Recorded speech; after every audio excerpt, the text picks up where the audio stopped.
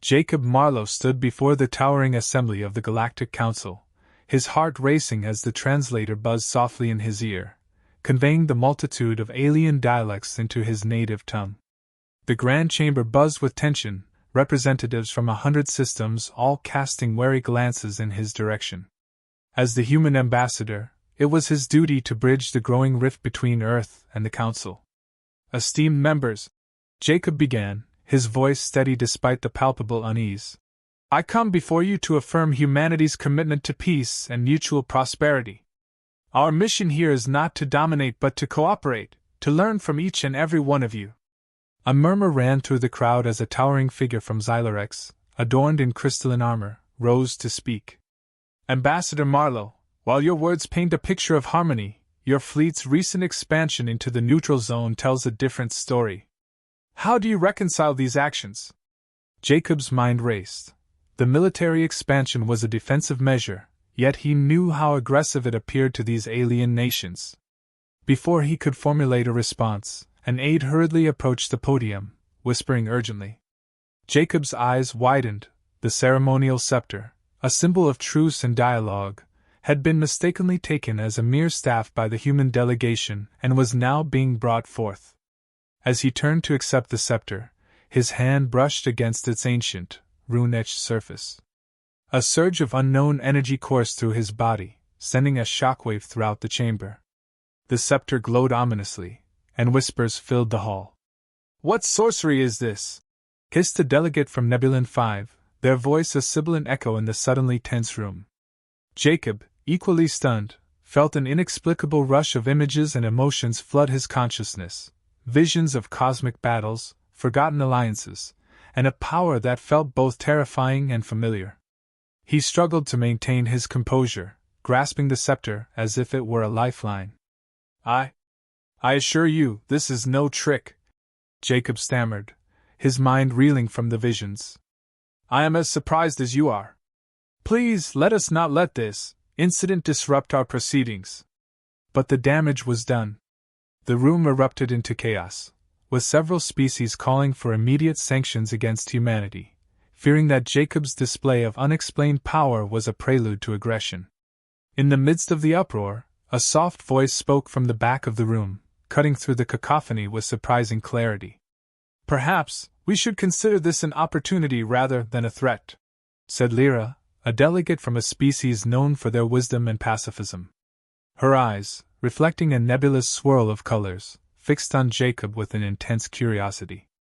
"Ambassador Marlowe, do you know what just happened to you?" Jacob shook his head, the weight of hundreds of eyes upon him feeling heavier by the second. "I do not, Delegate Lyra. I felt a connection to something ancient, something powerful. But I have no control over it, nor do I understand it." Lyra nodded, her expression thoughtful. "In the legends of my people, there is talk of the forgotten Titans, beings of immense power who once walked among us, their abilities bound to their very souls. They were peacekeepers, guardians of balance.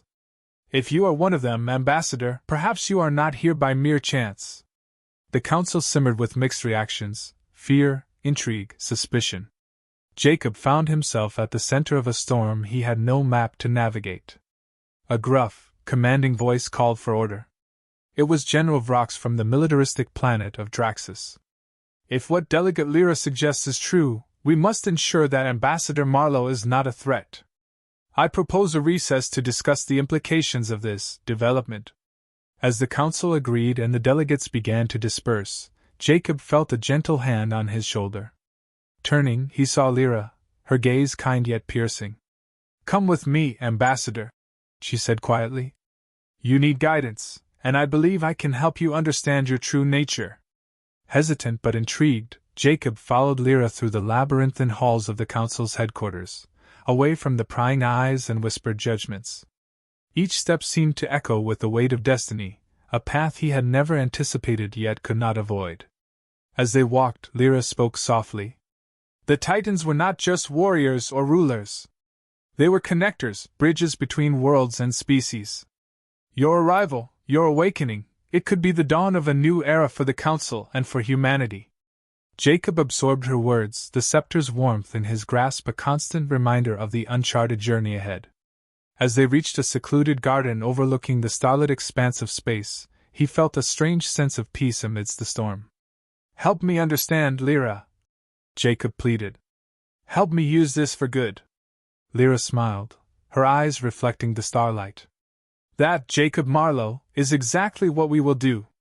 As the stars twinkled above, a forgotten Titan began to remember his purpose, guided by an unlikely ally, with the fate of the galaxy resting unknowingly on his shoulders. Jacob followed Lyra down the quiet corridors, away from the chaos of the council chamber. His mind raced with the potential implications of his newfound powers, the weight of history now pressing on his shoulders. Lyra led him to a small, dimly lit room lined with ancient texts and holographic images of cosmic events. "Here we may speak freely, away from those who might not understand or who might fear what you can become," she explained, her voice a soothing contrast to the turmoil that churned within him. Jacob paced slowly, trying to process the rush of information. "Lyra, why me? Why now? I'm just a diplomat, not some cosmic warrior or Titan." Lyra approached a console, her fingers dancing across its surface, bringing up images of star systems and ancient mythological figures. Titans, according to legend, were chosen not for their desire to lead but for their capacity to unite. You have been a mediator, Jacob. Perhaps what makes you a good diplomat also makes you a good Titan. Jacob scoffed, his skepticism a thin veil over his fear. And what if I can't control this? What if I become a threat? That is why you need to understand your powers, to master them. Fear becomes danger when it's unguided. But knowledge can turn fear into a tool for peace. Lyra's gaze was firm, her belief in him clear. Let's suppose I accept this, that I'm this Titan. How do I even begin to control cosmic energies? I can barely manage my staff meetings. Lyra chuckled softly, her light mood a stark contrast to the gravity of their discussion. We start at the beginning. Titans were said to connect with the energies of the cosmos through meditation and understanding of self. You need to connect with who you were, who you are. They began with simple meditative techniques, Lyra guiding Jacob through ancient practices that focused on breathing and visualization. Imagine the energy as a river, and you're merely guiding it, not stopping it or forcing it. As Jacob practiced, he felt flickers of the energy respond, a thrilling but terrifying experience. He could sense the fabric of reality bend at his command, responding to his will, yet it was wild and untamed. Control, Jacob. With great power comes the need for greater control, Lyra reminded him gently. As the hours passed, Jacob's initial clumsy attempts slowly became more refined. He started to manipulate small objects, levitating them or moving them without touching. It was a minor display of power, but for him, it was a profound step toward understanding his potential. Meanwhile, in the depths of the council's chambers, debates raged about Jacob's fate. General Vrox and his supporters pushed for immediate containment. We cannot trust a man who wields such power unconsciously. He must be secured until we understand whether he is a threat. On the other side of the debate, advocates for peace argued for patience. We must not act in haste and fear. He has shown no aggression towards us, and his history as a diplomat speaks to his character. We owe it to our alliance to seek understanding before condemnation. As the council argued, Jacob's awareness of his powers grew. He felt less like he was battling the energy, and more like he was harmonizing with it. Each successful manipulation was a symphony of mind and cosmos, a dance of ancient rhythms and modern intentions. However, as he progressed, an unexpected side effect occurred: visions. Glimpses of past Titans, their successes, and their failures flooded his mind. These were not just memories but lessons written in the fabric of the universe. One vision was particularly vivid: a Titan, centuries ago, losing control and causing a supernova that destroyed an entire system. The horror of that mistake was a stark warning: power without wisdom was catastrophe. Jacob emerged from his meditation shaken but resolute. I can't risk becoming like that. I must understand more, do more. Lyra, I need to know how to prevent such disasters. That is the next step, Lyra affirmed. Understanding not just how to use your power, but when and why. The wisdom of the Titan is in knowing that true strength is restraint. Back at the council, a decision was made to invite Jacob to demonstrate his control over his powers, to decide once and for all if he was a threat or a potential ally. The challenge was set, and Jacob accepted, knowing this was his chance to prove not just to the council but to himself that he could be what the galaxy needed. The day of the demonstration arrived. Jacob stood before the council, the weight of their gazes upon him as heavy as the cosmos he now felt connected to. Today, I will show you that I am not your enemy.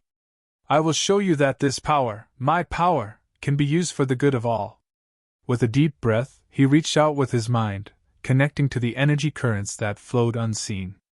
Around him, the air shimmered with potential as he guided the energy to perform not acts of destruction, but of creation. Light sculptures of peace symbols from various cultures within the council materialized in the air, glowing softly.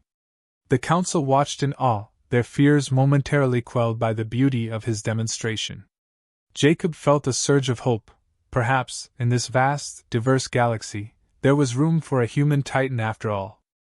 Jacob sat quietly with Lyra in the serene garden of the secretive sect, the stars above them a tapestry of ancient light and silent witnesses to their discussion. Lyra handed Jacob an aged tome, its pages filled with symbols and stories of the forgotten Titans. Each Titan had a domain, a sort of stewardship over aspects of the cosmos.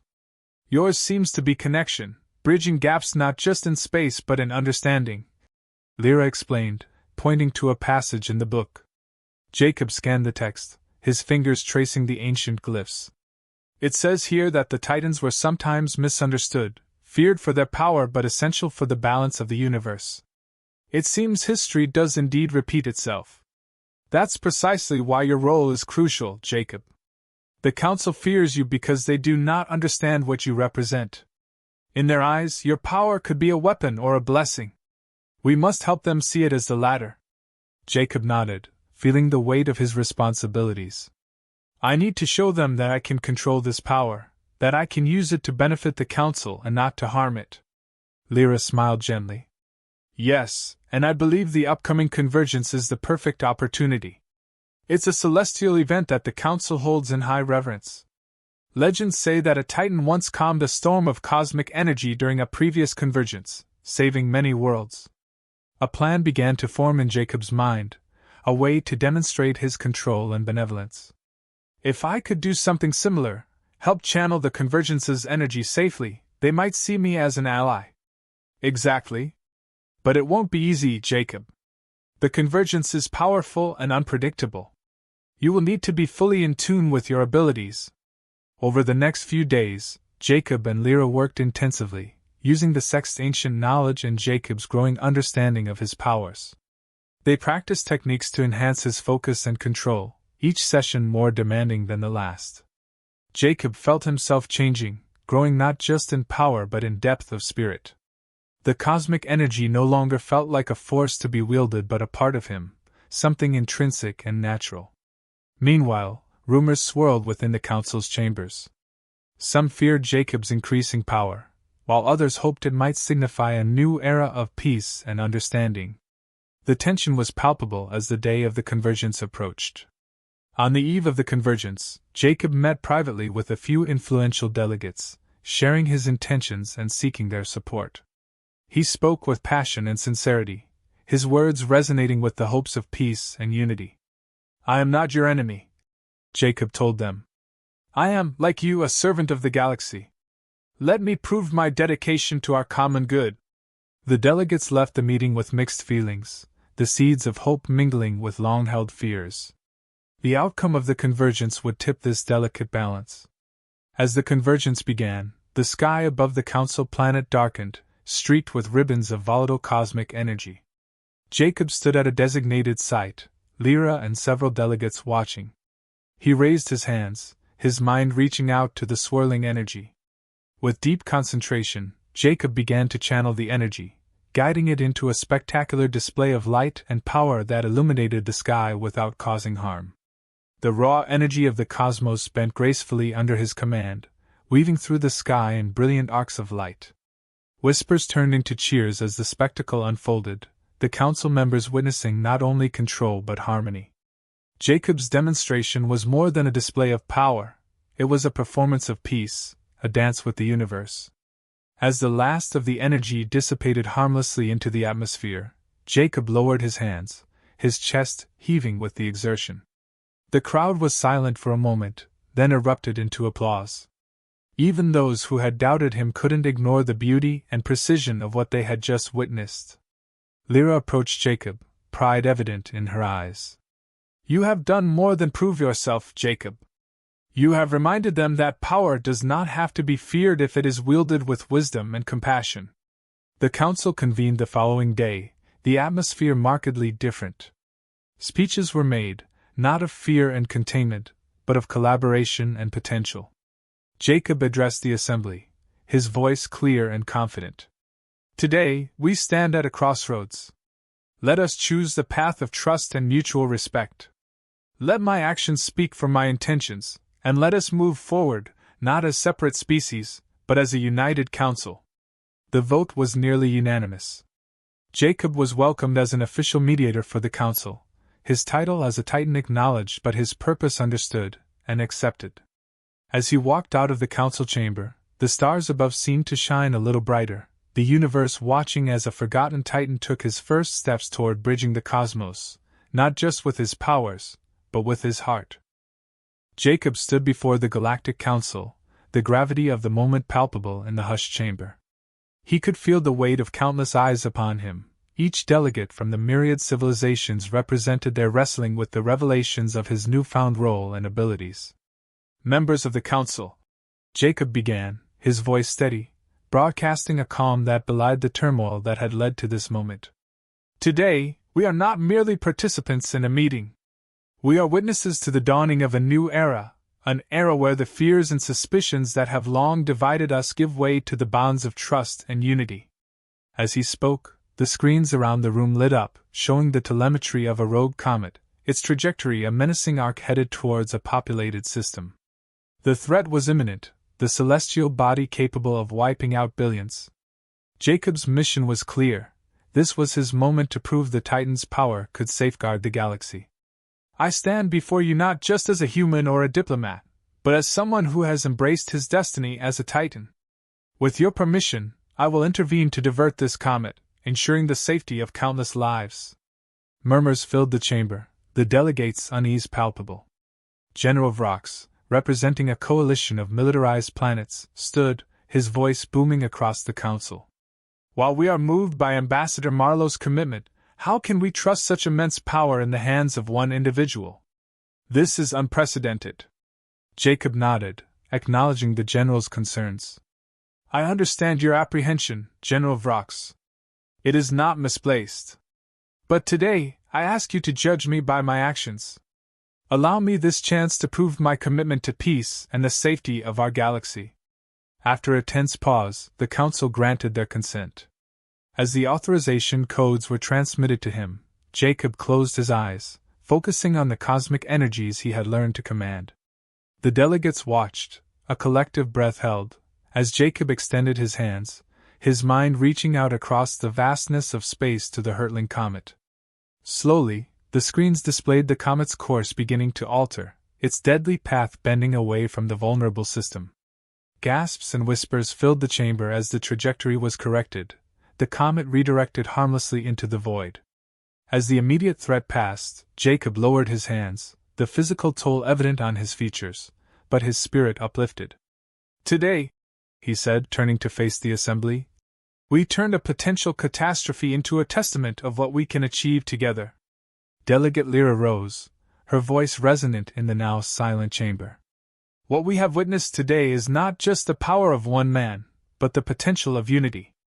Let us not fear the future, but shape it together, with Ambassador Marlowe as a beacon of what we can accomplish." The chamber erupted in applause, the sound echoing off the walls, as delegates from across the galaxy acknowledged not just the crisis averted but the potential for a new, united path forward. Jacob's demonstration had shifted perceptions, turning fear into respect, skepticism into alliance. In the days that followed, Jacob worked closely with the Council to establish protocols for his interventions, ensuring transparency and gaining trust.